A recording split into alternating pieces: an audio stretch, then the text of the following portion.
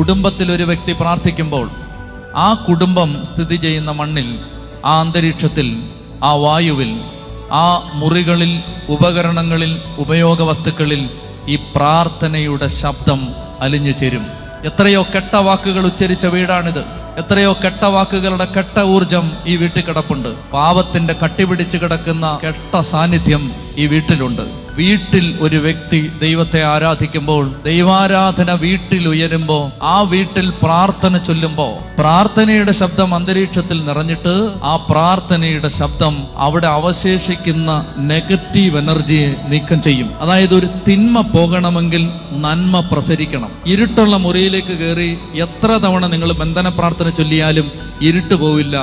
Light ഇടണം. ഇരുട്ടുള്ള മുറിയിൽ ഇരുട്ട് പോകണമെങ്കിൽ തിരി കത്തിക്കണം, വെളിച്ചം ഓണാക്കണം എന്ന് പറഞ്ഞ പോലെ ഈ അന്ധകാരം മാറണമെങ്കിൽ ദൈവ